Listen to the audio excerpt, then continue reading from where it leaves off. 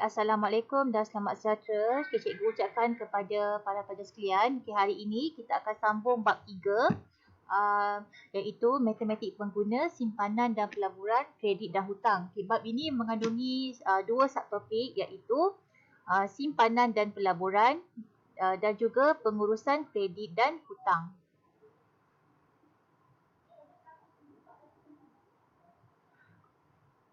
Okey, cikgu terangkan mengapa perlu pelajar mempelajari bab ini.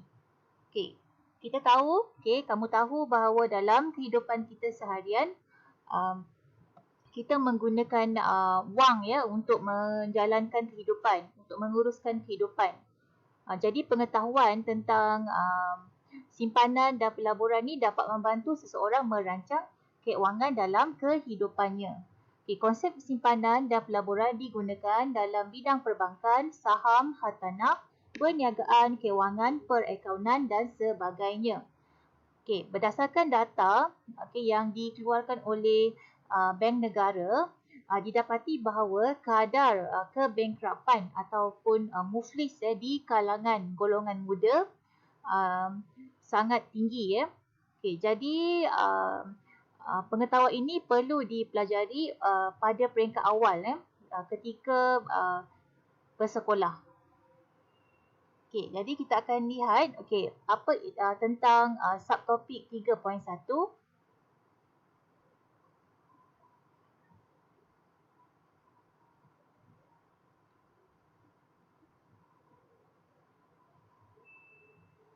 Ini adalah antara istilah-istilah yang akan kamu belajar. Gerbang kata, aspek kecairan, faedah, hutang, kadar faedah, kredit, pelaburan, pinjaman peribadi, pulangan, simpanan.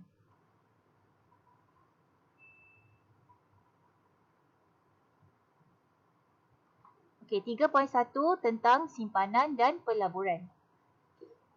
Apakah yang dimaksudkan dengan simpanan dan pelaburan? Pelajar perlu membezakan di antara simpanan dan pelaburan. Simpanan merujuk kepada wang lebihan yang disimpan di dalam peti tabung atau laci. Ini kita ambil keadaan pada zaman dahululah. Katakan sebelum bank diwujudkan. Di mana orang-orang lama dulu simpan duit di dalam peti, besi, tabung atau laci. Tapi zaman moden sekarang, wang lebihan juga boleh disimpan di bank yang akan memberi pulangan mengikut kadar faedah dan tempoh simpanan.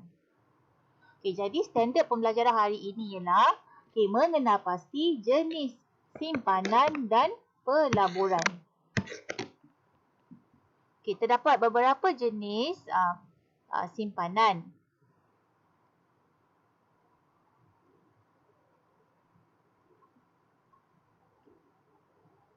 Yang pertama adalah jenis cara simpanan yang lazim di bank. Yang pertama adalah akaun simpanan.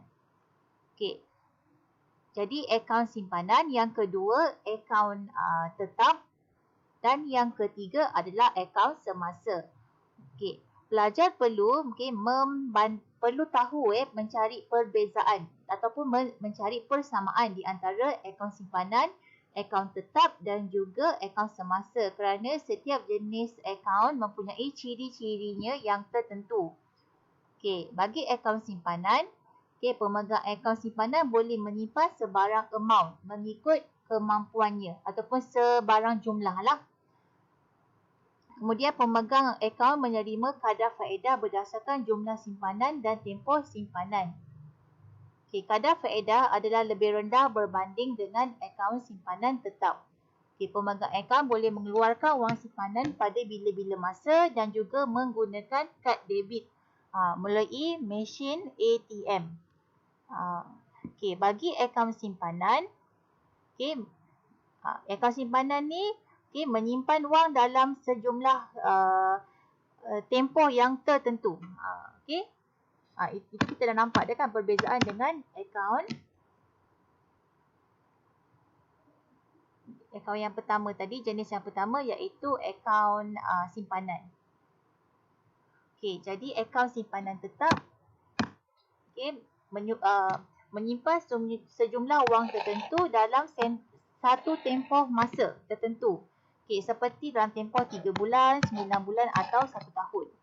Pemegang akaun akan ditawarkan kadar faedah yang lebih kompetitif. Yang lebih kompetitif maknanya yang lebih tinggi berbanding dengan akaun simpanan. Jadi wang simpanan tidak boleh dikeluarkan sehingga tempoh matang. Tempoh matang maknanya katakan jika kamu simpan RM50 dalam tempoh 1 tahun. Maknanya duit yang kamu simpan dalam tempoh setahun ini tidak boleh dikeluarkan sehinggalah tempoh matang. Maknanya bila dah cukup setahun baru boleh keluarkan duit tersebut. Sekiranya wang dikeluarkan sebelum tempoh matang, maka kadar faedah yang sepatutnya diterima akan dikurangkan dan akan dibatalkan pada satu masa. Jadi sijil simpanan akan dikeluarkan kepada pemegang akaun. Okey, contohnya akaun simpanan tetap ni kita boleh ambil contoh Bank Simpanan Nasional yang setiap tahun akan mengadakan cabutan virtual untuk simpanan premium. Jadi ada hadiah diberikan dan sijil juga dikeluarkan. Itu adalah contoh akaun simpanan tetap. Kita teruskan. Akaun semasa. Akaun semasa ialah boleh digunakan untuk tujuan peribadi ataupun perniagaan.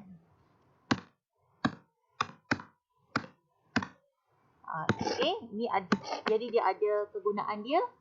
Boleh juga untuk perniagaan. Jadi pemegang akaun boleh melakukan pembayaran kepada pihak lain melalui cek. Simpanan dalam akaun tidak dibayar faedah, sebaliknya dikenakan caj perkhidmatan. Ini satu perbezaan. Akaun semasa dia ada caj perkhidmatan. Dan dia boleh disimpan untuk tujuan peribadi dan juga perniagaan dan boleh mengeluarkan cek. Maksud pemegang akaun boleh melakukan pembayaran secara cek. Namun terdapat juga bank yang membayar faedah kepada pemegang akaun semasa. Hal ini tertakluk pada pihak bank. Pemohon akaun semasa perlu mengemukakan seorang perujuk, iaitu pemegang akaun semasa di cawangan bank yang sama untuk membuka akaun. Selain cek, pengeluaran biasanya dibenarkan melalui kad debit dan saluran lain seperti perbankan internet ataupun kita sebut online banking ataupun secara perbankan telefon dan sebagainya. Pemegang akaun boleh menikmati kemudahan overdraft. Apa maksud overdraft? Iaitu pengeluaran wang yang melebihi baki simpanan tetapi dengan caj faedah. Biasanya kalau orang yang terlibat dalam perniagaan dia biasanya dia akan menggunakan cek untuk membuat bayaran dan juga dia menggunakan kemudahan overdraft.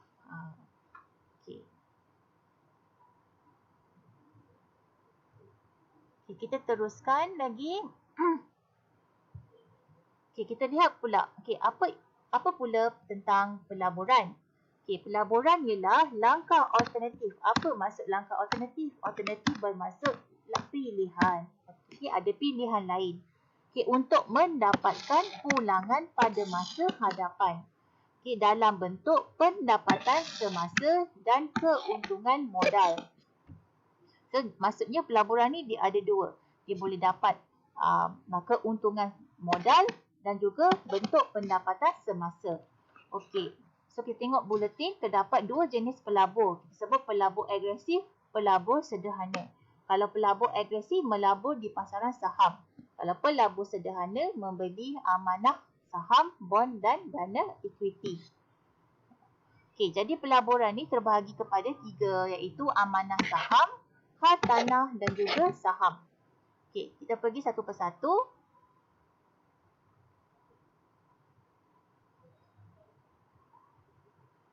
Apa itu saham? Saham ni dia ada kaitan dengan syarikat.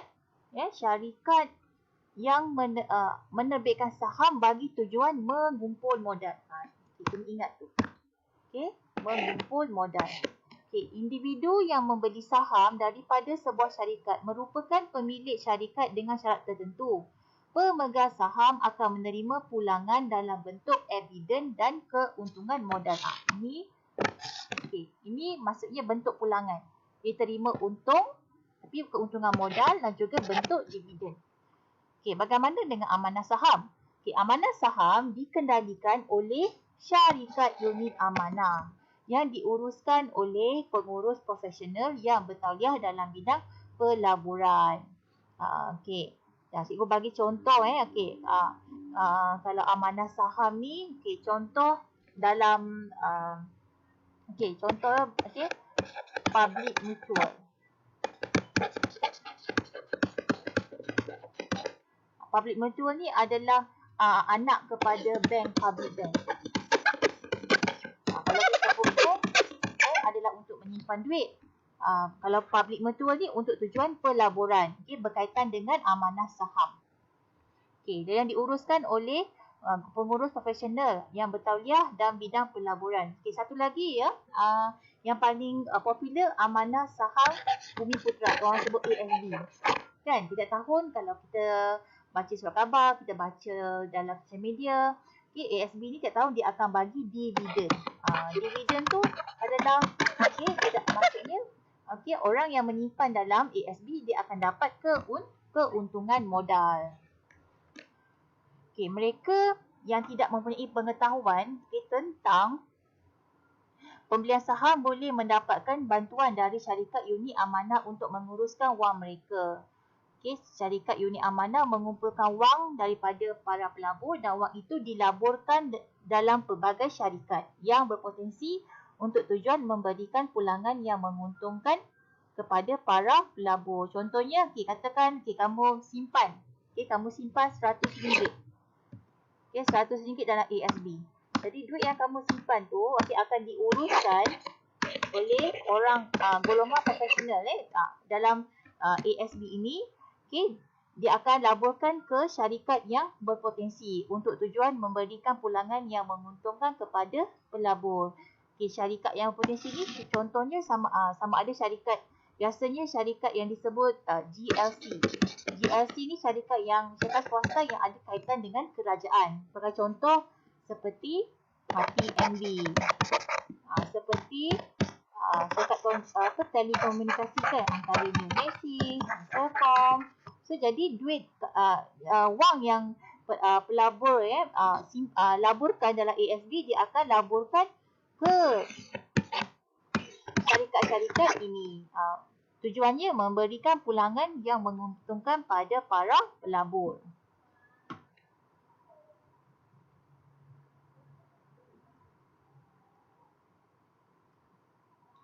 Seterusnya tentang hartanah.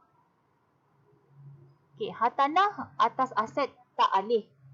Seperti rumah kediaman, kedai, tanah dan sebagainya merupakan pelaburan dalam hartanah. Disebut aset tak alih kerana dia tetap. Dia tak berubah. Contoh bila bina rumah. Rumah kediaman, kedai, lot kedai. Jadi tempatnya tu tidak boleh diubah.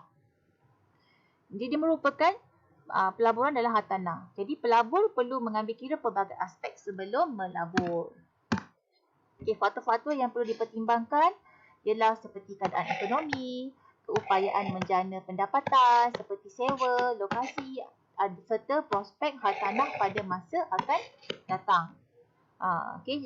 Contoh, kalau kita tengok keadaan, katakan nak bina rumah. Rumah di kawasan Lembah Kelang ataupun kita bandingkan dengan kawasan di kampung. Mana permintaan yang tinggi? Mestilah kawasan di Lembah Kelang kerana dia merupakan pusat ekonomi, bandar besar. Jadi pelaburan lebih baik jika rumah dibina di kawasan Lembah Kelang sebab jadi tumpuan orang. Jadi bila rumah ataupun lot kedai disewakan, jadi tuan punya rumah, tuan punya kedai akan dapat keuntungan dari segi sewa. Bergantung kepada lokasinya yang sesuai. Itu maksudnya Jadi itu maksudnya dia akan maknanya tuan punya rumah ataupun lot kedai ataupun disebut pelabur akan menerima pulangan pelaburan dalam bentuk sewa dan keuntungan modal.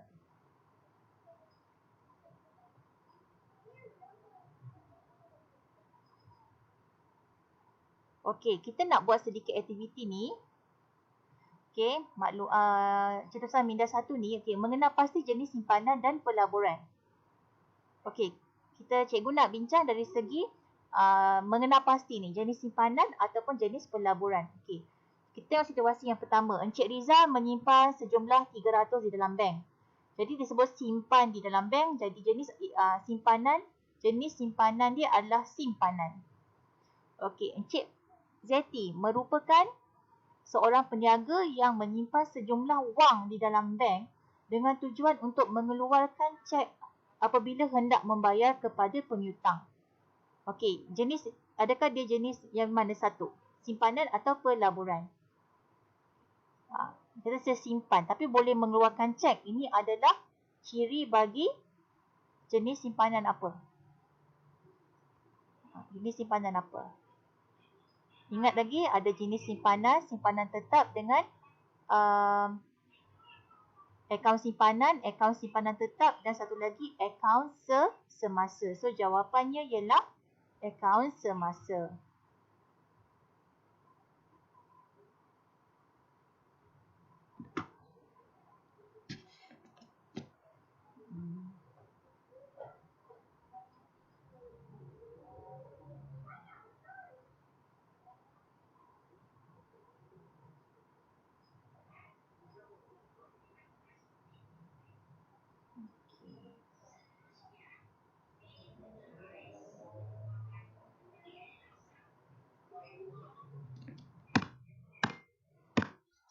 Dia minta kenal pasti jenis simpanan atau pelaburan, jadi dia adalah simpanan.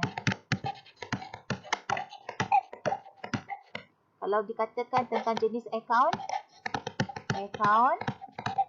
semasa.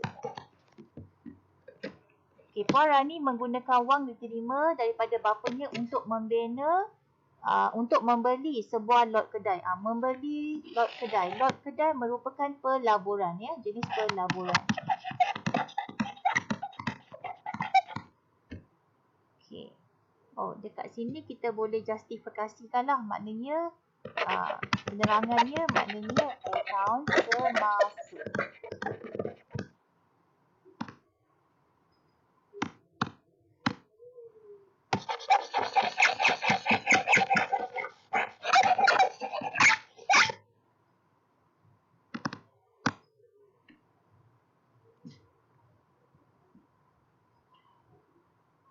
Okey, jenis pelaburan. Okey, untuk nombor 2 ni akaun semasa kerana apa? Okey, boleh menggunakan cek kan? Kita bagilah penerangan berdasarkan kefahaman kita kan? Okey, boleh menggunakan cek untuk membuat bayaran. Okey, nombor 3 pelaburan. Okey, penerangan dia kerana apa? Okey. Lot kedai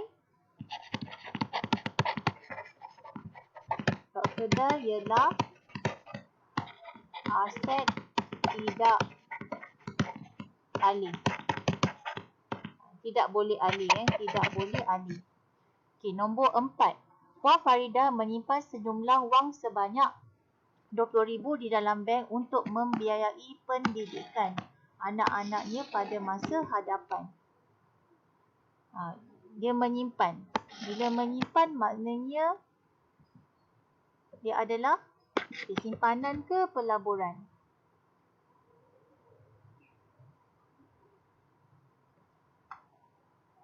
Cuba fikirkan.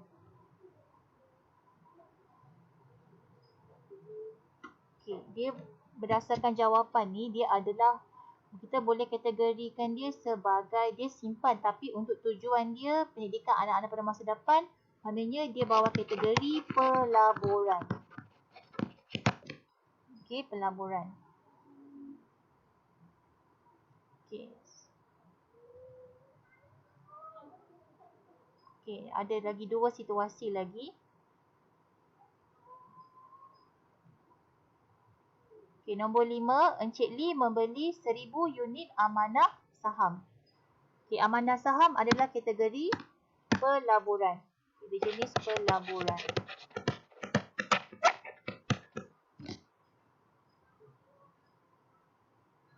Okey, penerangan dia apa? Apa yang sesuai? Kerana bawah ni pelaburan. Ni pelaburan Pelaburan. Sebab amanah saham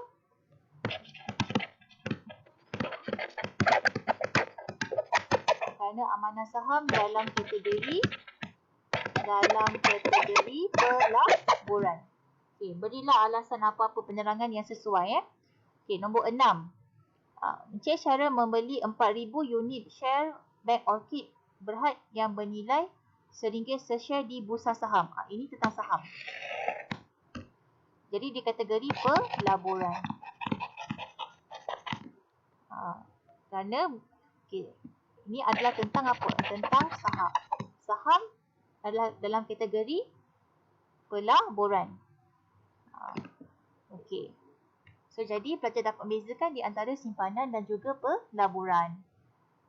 Kita dapati bahawa hasil dan aktiviti ini, simpanan dan pelaburan adalah berbeza. Okey, kita berhenti sampai setakat ni dulu. Okey, untuk penyampaian pengajaran. Okey, nanti kita akan jumpa lagi besok Okey, selamat belajar.